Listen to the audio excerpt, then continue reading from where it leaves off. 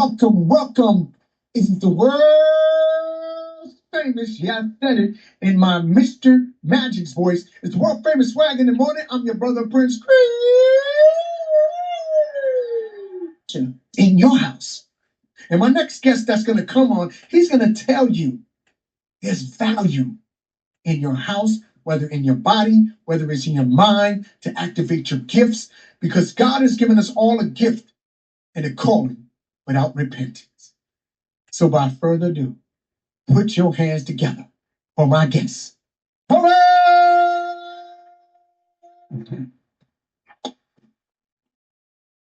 What's going on, sir? Well, thank you very much for that sterling introduction. Yeah, I've got a lot going on. First off, let's say I'm 84 years old. I'm suffering all the ills of most of us. I'm a diabetic. I have to use a walker. But nevertheless, I've published more than 20 books.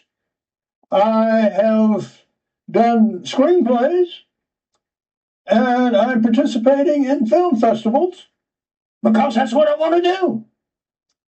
Of the what you were speaking in particular, we have a number of books that will help a lot of people. One of them in particular is this: using AI to make your own job anytime, anywhere, at any age. And what this book uniquely does for you, it tells you how to come up with an original job idea, evaluate it, and make a business out of it. That way, you're able to take off your expenses and you can test ideas. Some of them will fail, and that's no great problem. Failing is a learning process.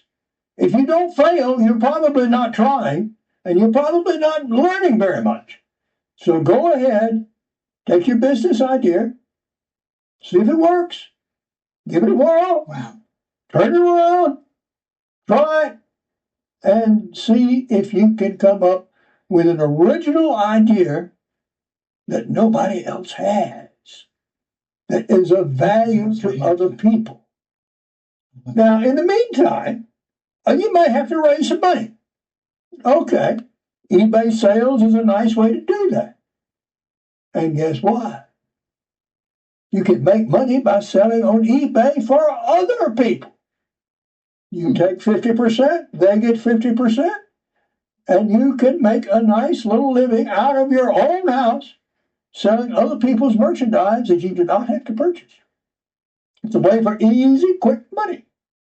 Almost anyone who can work a computer can do that.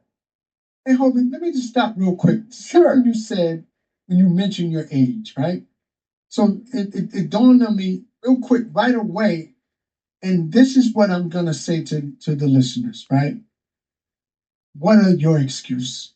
You got Mr. Hovey, 8 decades, been on this earth 8 decades and then some years. God is not finished with you, sir. It doesn't matter your age. It doesn't matter. I'm type 2 diabetic. I don't have a walker yet. I'll be 56 at the end of this month, October the 31st.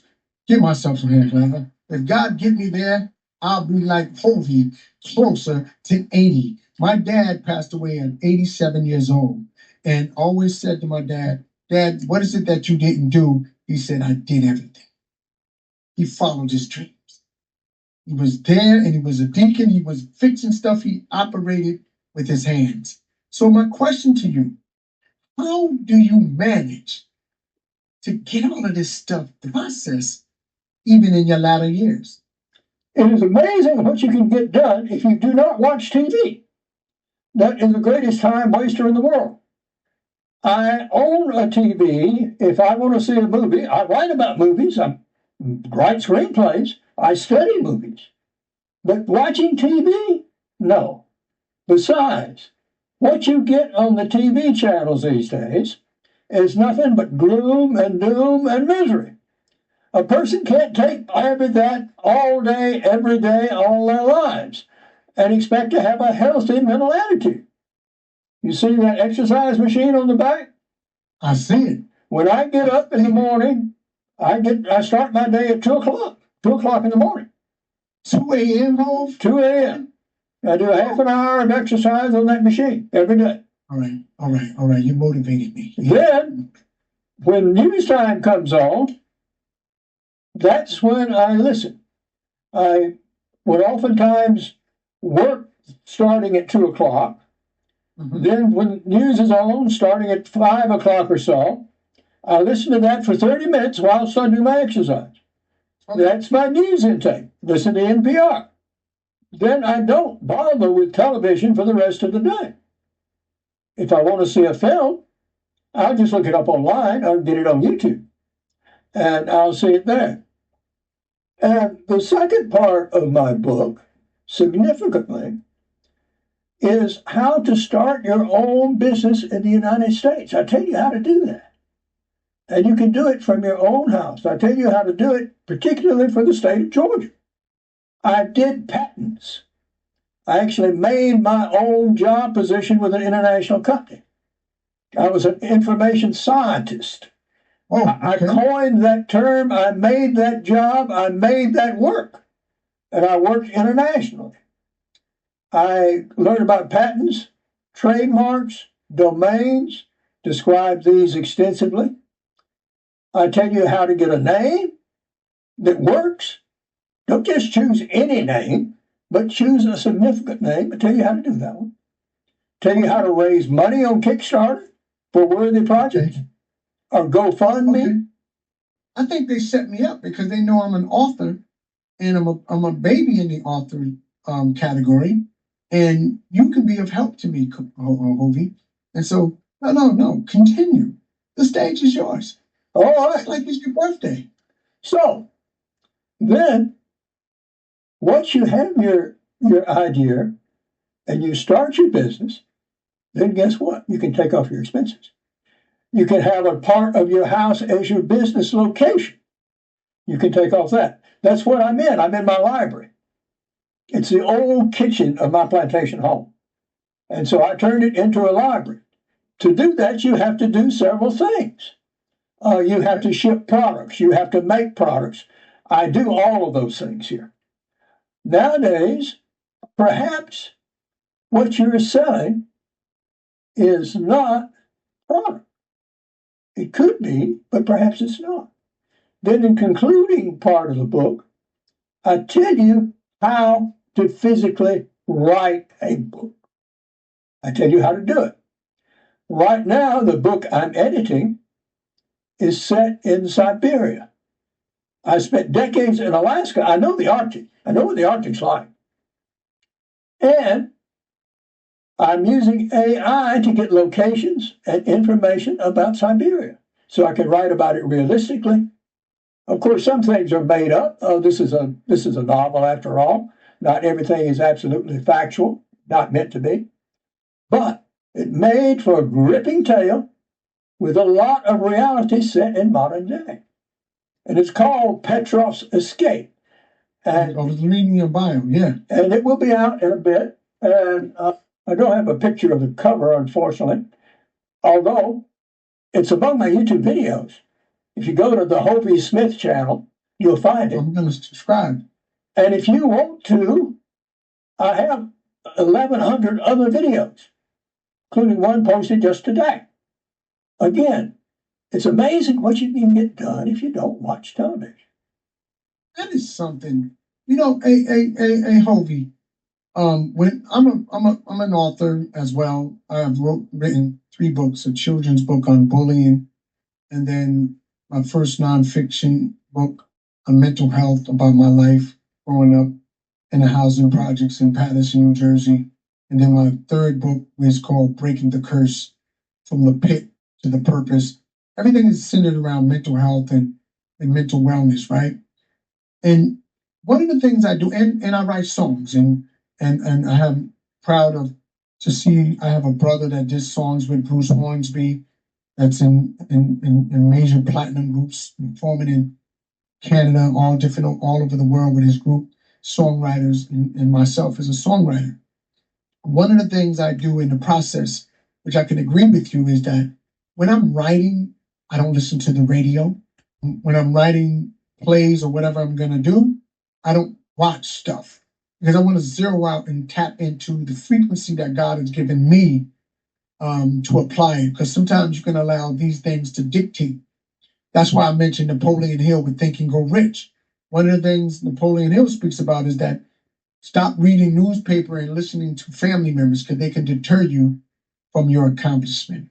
So I'm going to swing over to a question for you because I hear you saying don't watch TV and all of this stuff. Where do you find the strength to do all you do, Mr. Hope? In enjoyment, in fun, particularly now in older age. Now, another thing I recommend in my book is that when you get to be my age, that's 84, and you're beset with all these ills, and right now I'm going to have cataract surgery, and I'm losing feeling in my fingers, and this sort of stuff.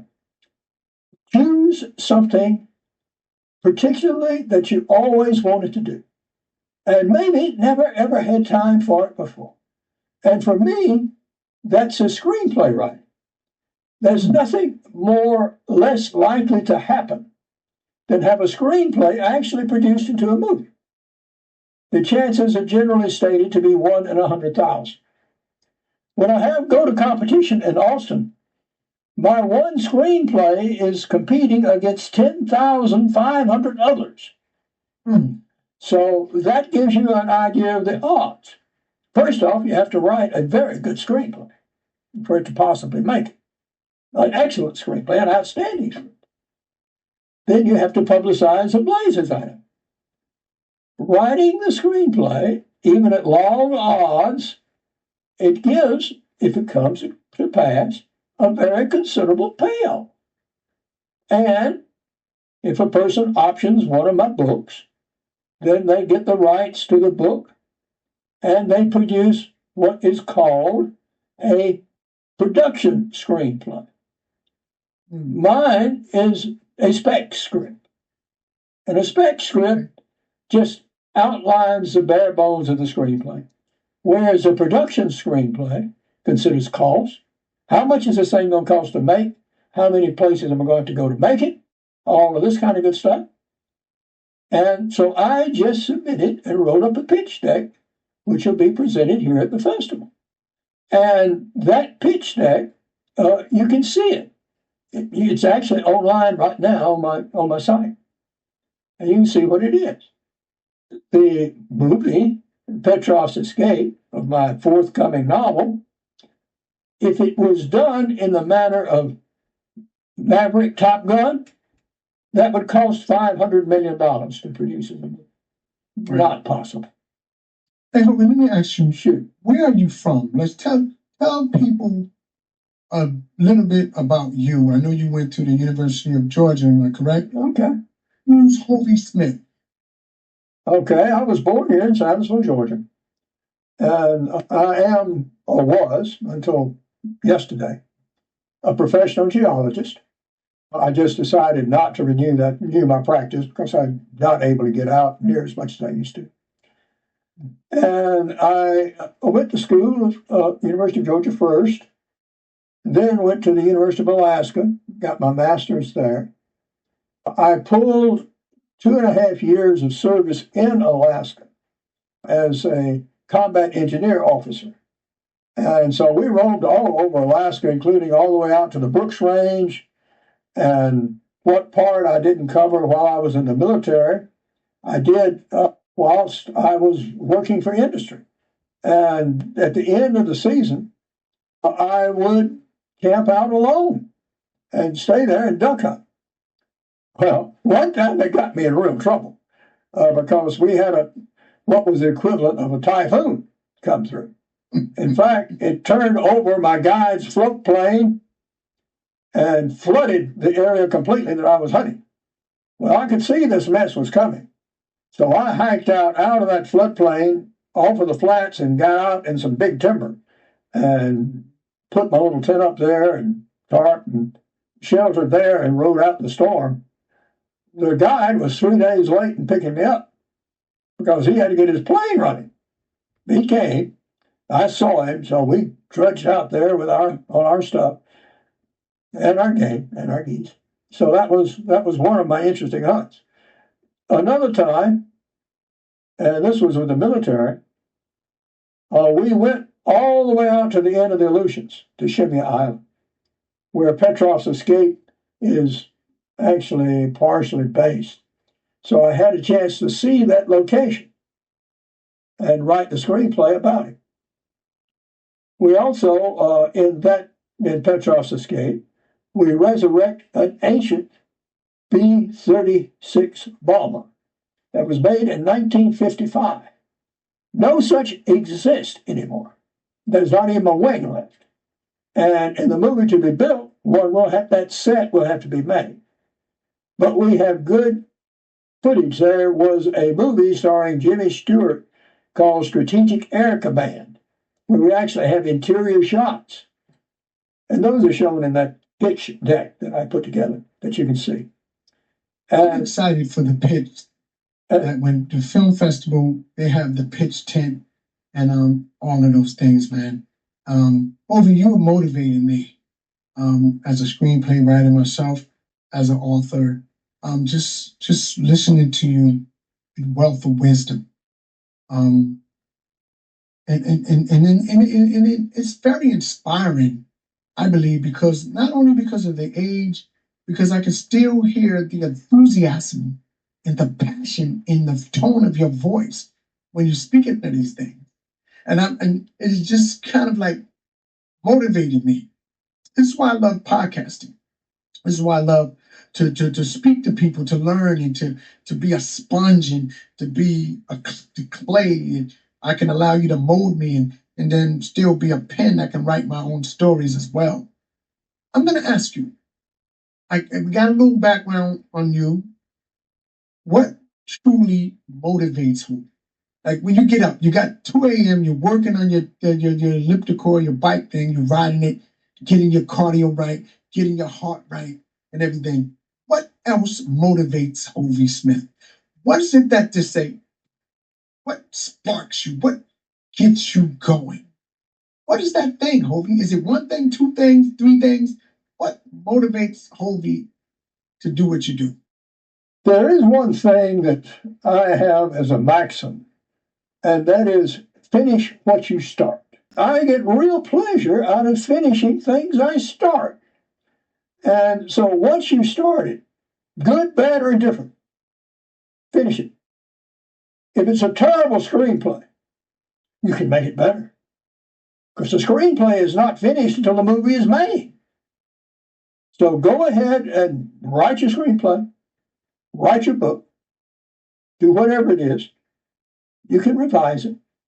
And if I had another maxim is, particularly in later life, there's nothing you can do better after you've accumulated all of this wisdom, is to share it with others and help people help themselves. Come on, Hovey. And that is my aim. Helping people help themselves. That explains the book, AI, that's going to help people create a job. Hold that book up again. Hold it up. Show the people. Using AI to make your own job anytime, anywhere, at any age. Love it. At any age. Hey, class, my Hovey. That's what it is. That's what it is. That's what it is. I'm excited. Peachtree Village International Film Festival. It is going down October the 16th through the 19th on this year. I miss it all the time in Atlanta, Georgia. This film festival is always powered by Gyro Go. Gyro Go. Gyro Go. I want y'all to download that app. Please download the app. It's a community where writers are involved and filmmakers, directors, like this gentleman right here, Jaraogo. Let me just be right with the names because I don't want my brothers to get mad at me. I am just flying with excitement right now. Hovey, we're going to leave people with something you want to share. I want to give I want to give you the stage. When I say the stage, the stage, the stage is yours. Well, let me leave you with one more thing. Come on. And that is this book, Real Wealth, How to Obtain and Keep It. This is available only now as an audiobook for those who, for whatever reason, cannot read. But it examines what wealth really is. And it's not just possessions and money and things. Real wealth actually is what you can give to others. Wow. Hand claps from Mr. Hobie. Let me just stop. Hand claps. I salute you. I honor you. I want to give you the best-selling book award. Hobie, listen, I'm so excited to have you. I'm so excited that you are still doing your thing, man. And there's one thing I have to tell you. You are inspiration. You are inspiring, man. I'm excited for what God is going to do in your life. He's not finished with you yet at all. I want y'all to put your hands together for the great Mr. Hobie Smith. We're going to get some more information about this. Hey, so Hobie, how can people follow you, buy your books, purchase a book, and support what you're doing? My books are available through Amazon.com, Barnes & Noble, Gardner's Books, and many of them are available as either hardcover, softcover, or ebooks. And this is just another one of my novels, The Goldfarb Chronicles. Getting my material is not at all difficult. You can also go to my website, www.hoviesmith.com, and you'll find a world of material there, and also a place for donations. And that will find me. And if you wish to make a donation, I could, of course, always use money. We writers are paid little and late, as a rule. That would always be helpful. Well, Hobie, I thank you for your time. I thank you for sharing, and I thank you for hanging out with me.